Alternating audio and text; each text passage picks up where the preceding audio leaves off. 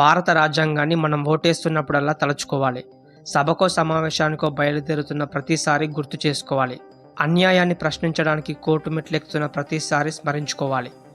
ఆ స్వేచ్ఛ, సమానత్వం, సాధికారత భారత రాజ్యాంగం ప్రసాదించినదే. భారత పౌరుడి దృష్టిలో మువ్వన్నెల జెండా ఎంత మహోన్నతమైనదో భారత రాజ్యాంగం కూడా అంతే మహోన్నతమైనది. 1947 ఆగస్టు 15 దేశానికి స్వాతంత్రం వచ్చినప్పటి నుండి 1950 జనవరి 26 రాజ్యాంగ అమలు వరకు దాదాపు 2.5 ఏళ్ల కాలంలో దేశంలో ఎన్నో మార్పులు, అనూహ్య పరిణామాలు సంచరించుకున్నాయి. ఒక్కసారి నాటి పరిస్థితుల్ని గుర్తు చేసుకోండి.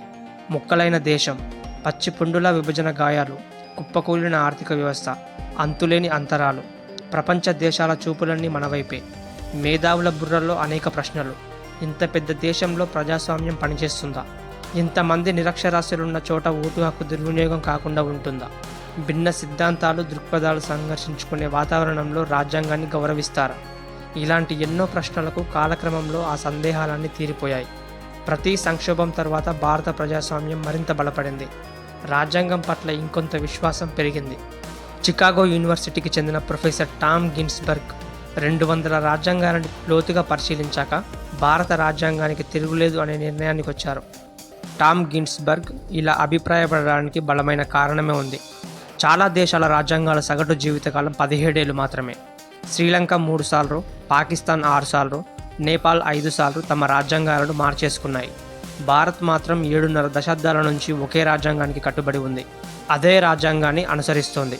మారుతున్న పరిస్థితుల్ని బట్టి 100కు పైగా సవరణలు చేసుకున్నా ఎక్కడ రాజ్యాంగ మౌలిక స్వరూపానికి భంగం వాటిల్లలేదు.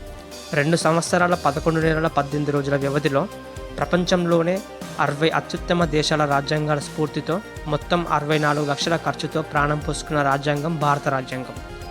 భారత రాజ్యాంగంలో మొత్తం పదాల సంఖ్య 1,46,385. అమెరికా రాజ్యాంగంలోని మొత్తం పదాల సంఖ్య 7,591 మాత్రమే. ప్రపంచ దేశాల రాజ్యాంగాలలో భారత రాజ్యాంగం విస్తృతమైనదని చెప్పవచ్చు. రాజ్యాంగ సభకు 15 మంది మహిళలు ఎంపికైన ఫైనల్ కాపీ మీద మాత్రం 11 మంది మహిళలు మాత్రమే సంతకం చేశారు. అందులో సరోజిని నాయుడు ఒకరు. రాజ్యాంగం యొక్క ఒరిజినల్ కాపీ పార్లమెంట్లోని లైబ్రరీలో ఉంది. చెదలు పట్టకుండా హీలియం వాయువును నింపిన గదుల్లో భద్రపరిచారు. భారత రాజ్యాంగంలోని 42వ సవరణను మినీ రాజ్యాంగంగా అభివర్ణిస్తారు. ఎందుకంటే ఏకంగా 40 ఆర్టికల్స్ను సవరించారు. 2 భాగాలను కొత్తగా జోడించారు. ప్రవేశికలో సోషలిస్ట్, సెక్యులర్ అనే మాటలకు చోటిచ్చారు. మొదటగా భారత రాజ్యాంగం అనగానే మనందరికీ గుర్తొచ్చే పేరు డాక్టర్ భీమ్రావ్ రామ్జీ అంబేద్కర్. షెడ్యూల్ కులాల ప్రజల ప్రతినిధిగా ఆయన రాజ్యాంగ పరిషత్తులో అడుగుపెట్టారు. డ్రాఫ్టింగ్ కమిటీ చైర్మన్గా ఎవరిని నియమించాలనే చర్చ వచ్చినప్పుడు ఆయన విరాట్ రూపమే ఎదురుగా కనిపించింది.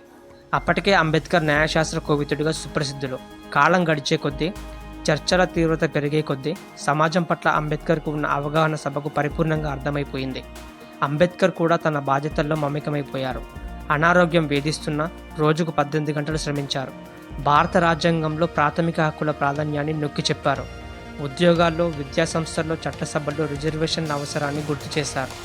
రాజకీయ ప్రజాస్వామ్యం విజయవంతం కావాలంటే ఆర్థిక, సామాజిక ప్రజాస్వామ్యం వర్ధిల్లాలని వాదించారు.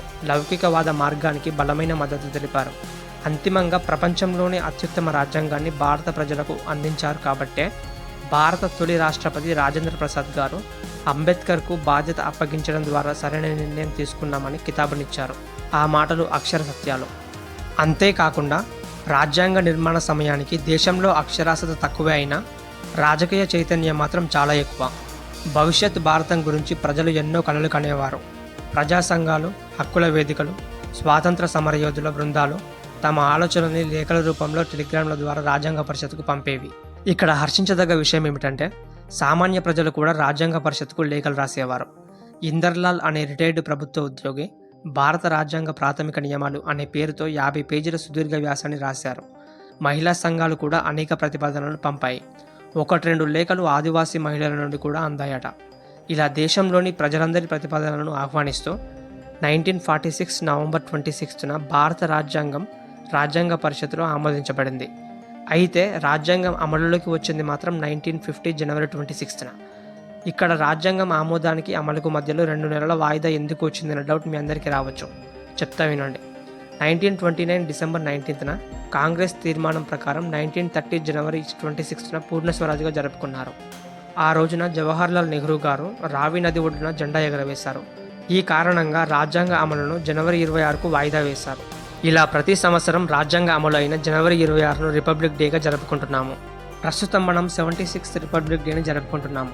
అండ్ అలాగే 2015 నుండి ప్రతి సంవత్సరం నవంబర్ 26ను రాజ్యాంగ దినోత్సవం, అదేవిధంగా జాతీయ న్యాయ దినోత్సవంగా జరుపుకుంటున్నాము. ఈ వీడియో చూస్తున్న వాళ్ళందరికీ హ్యాపీ 76th రిపబ్లిక్ డే. ఈ వీడియో మీకు ఇన్ఫర్మేటివ్గా అనిపిస్తే వీడియోకి ఒక లైక్ చేసి ఛానల్ సబ్స్క్రైబ్ చేసుకోండి. Thank you for watching.